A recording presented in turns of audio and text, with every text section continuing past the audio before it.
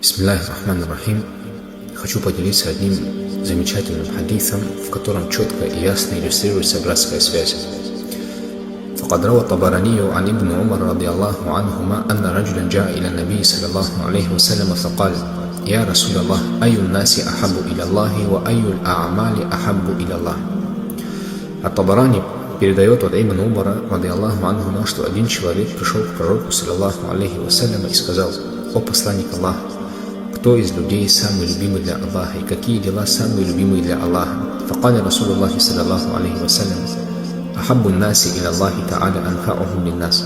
И посланник Аллаха, саллаллаху алейхи вассалям, сказал: самый любимый для Аллаха из людей тот, кто приносит наибольшую пользу людям.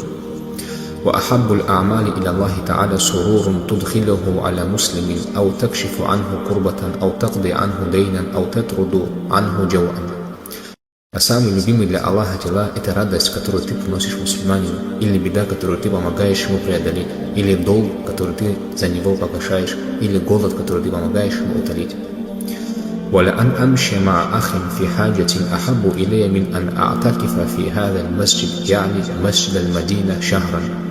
Если я пройду с братом ради удовлетворения его нужды, это для меня лучше, чем уединение и атикаф в этой мечети, то есть в мечети Медины, в течение месяца.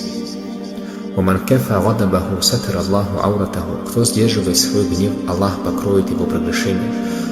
ومن كظم غيظه ولو شاء أن يمضيه أمضاه ملأ الله قلبه رجاء يوم القيامة. А кто подавляет свою ярость, хотя мог бы дать ей волю, Аллах наполнит его сердце надеждой в день воскресения. ومن مشى مع أخيه في حاجة حتى يتهيأ له أثبت الله قدمه يوم تزول الأقدام. А кто идет с братом по его нужде, пока полностью не поможет ему, того Аллах утвердит на ногах в тот день, когда ноги многих соскользнут, в день суда.